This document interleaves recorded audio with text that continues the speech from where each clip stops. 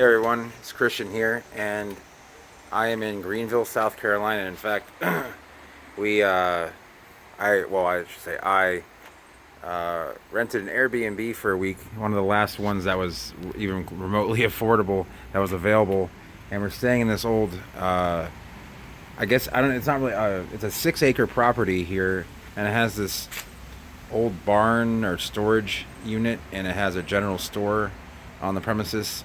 I mean, that's boarded up now, but in the back.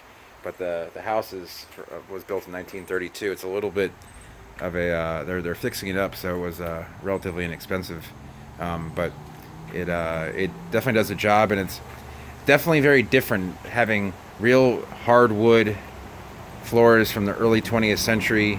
Just old school air venting. Everything's made of like real iron and metal, and it doesn't feel like everything's prefabricated. And beautiful trees here on the property.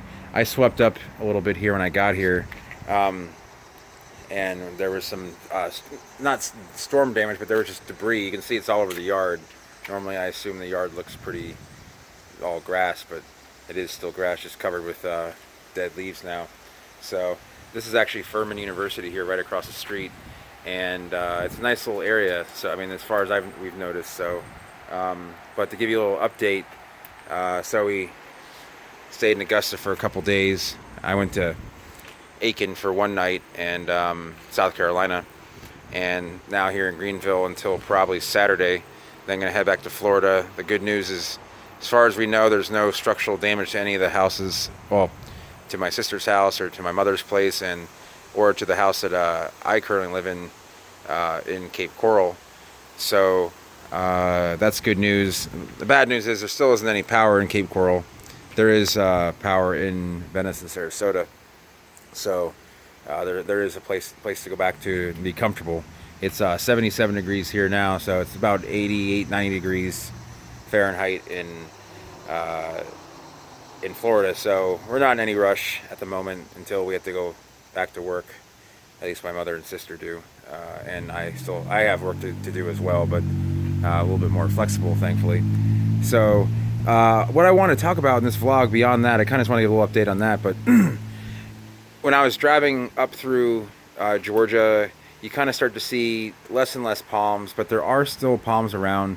I showed you the vlog in Augusta, the one in Aiken, where there's a nice palmetto there, and palmettos kind of between Aiken and here, palmettos will not grow here in Greenville, at least without really good protection. But it is barely out of the zone for that. It's in zone 7B, and I want to discuss USDA hardiness zones. Now, we're in a zone B subtropical humid climate here, and that's the case for pretty much all of the southeast, except for the way up in the mountains, the Appalachian Mountains. And that goes all the way up actually into New York City, all the way over to about Cincinnati, as far west as St. Louis or so, maybe Kansas City, and down well into Texas, all the way over to San Antonio. And and in that area, in the zones, your zone means a lot, but it isn't everything.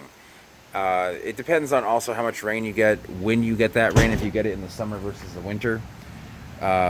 Getting winter rains is harder to grow. It makes it harder to grow palms because when it is wet and cold, it's kind of like a double whammy for them. They don't like to have their meristem, their growing point, both wet and cold, especially, or frozen and cold. But there are some palms that will grow here. We can discuss those. Excuse me.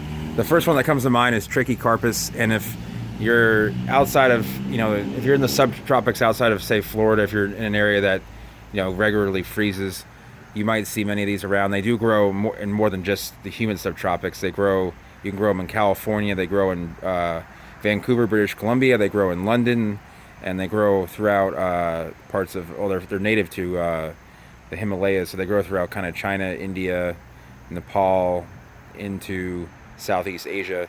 So, sorry, been when I'm talking so much, my mouth ends up getting dry.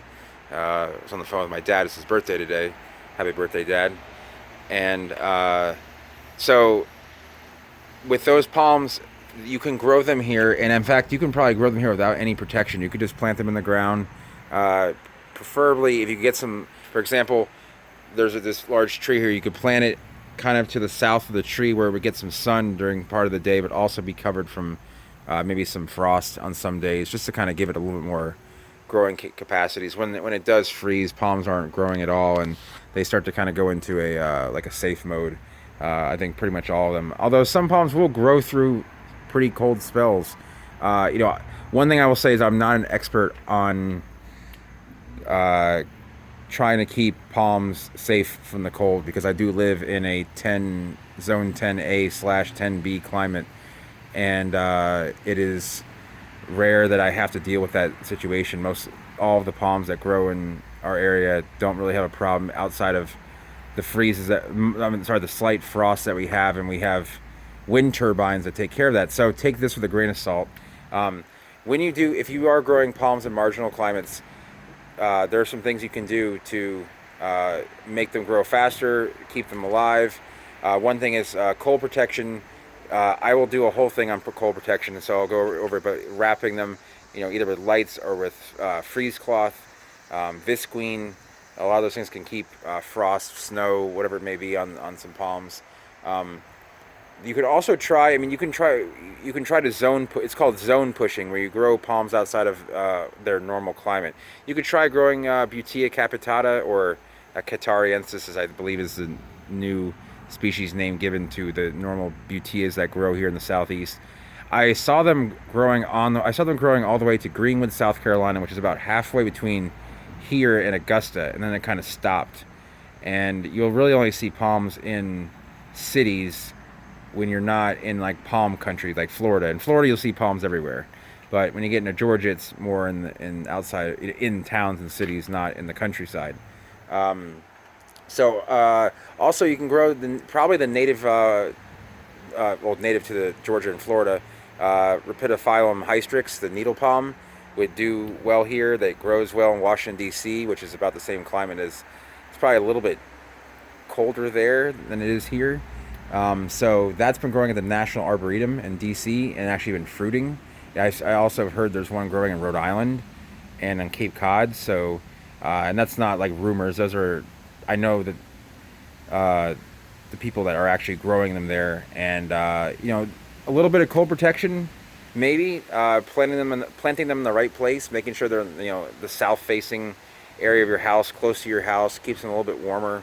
It's quite an art to keep palms warm, and a lot of it is experience, really. So with that said, just because palms don't grow in your area in the ground doesn't mean you can't try it out. In fact, I encourage it of everyone. I saw some banana relatives growing down the street here, called Insetes, and they were actually blown over by the wind from the remnants of the tropical storm. It was a tropical storm at the time, Irma, when it was up here in South Carolina. That had been downgraded. So, with that said, really research into what the cold hardiest palms are. You're looking at the needle palm, Trichycarpus fortunii. There's Trichycarpus wagnerianus, which I find is a nicer looking plant. It is very versatile. Those will grow in Florida, where fortunii doesn't really like our humid, hot summers, especially the nights, and it kind of languishes. It doesn't really do well in Florida, so it's kind of an uncommon sight there. Also, you can try growing some hybrids, like the mule palm. Is not going to be cold hardy to here, but you could get a fast growing palm that would take a lot of the cold, but not all of it. It really matters how willing you are to protect your plant. I know people that are growing spindle palms in the ground in Canada. Now they're also building a greenhouse around them in the wintertime. So, if you want to enjoy a tropical palm in Canada, you can do it. You just need to kind of have the right setup in place. So people were growing coconuts. There was a guy in my friend. I shot a couple videos in a town called Inglewood, and my friend there used to live in St. Louis, and he has quite a garden in Inglewood. And he used to live when he lived in St. Louis, he would pass by on I don't know if it's an interstate or just a large road, but a guy had a whole field of palms that he would cover with a greenhouse in the wintertime. And he got to enjoy palms, maybe 5, 6, 7 months out of the year, I imagine. And then he had to, greenhouse them up. You could also build a small greenhouse over in the ground and just plant what you can, and you could enjoy that. I know that I would do that if I were not living in Florida. So, realizing how much I actually miss palms a lot, not seeing them. But I love the weather here. Don't get me wrong, but I wish I could see more palms around here. And I'm always going to push palms on people and other tropicals. So even when I'm not around palms, I'm gonna vlog about them, what you could grow. So I try to drive around here, look for some palms. I haven't driven that much because I've just been so tired and sleeping a lot. So a little bit more refreshed now. So I know the scenery isn't the best here, but I mean it's pretty nice. The problem is there's a lot of debris on the ground, but if I had this property here, I would be planting trichicarpus here. I know it may not fit in with the rest of the foliage, but it can be done. You can grow them. Let's see. I mean, if people are watching in cities such as Dallas, Little Rock, Arkansas, Memphis, maybe Nashville, Raleigh, North Carolina, Richmond, Virginia. I know there's a big trichicarpus. I used to live there. Fortunii, DC. Probably you can definitely grow in the central east mid-Atlantic, Jersey Shore up to Long Island. I know they're growing on Long Island, probably all the way up to Cape Cod.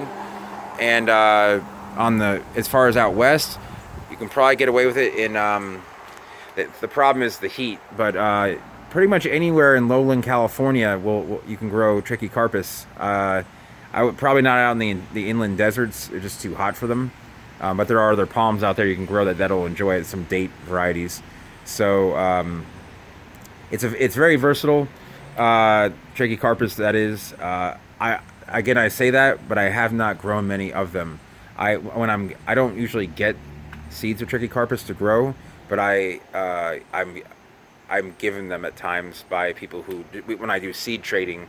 Just some interesting species, and they're pretty easy to grow, and they're pretty rewarding. The problem is when summertime comes around, the seedlings tend to die because of our hot nights in the summer. So I did want to touch on cold hardy plants, and I will try and do that with some of the species that will grow in Florida as well. But since I'm up here in a 7B climate and not in a zone 10, I wanted to kind of talk about cold hardy plants. But those are some.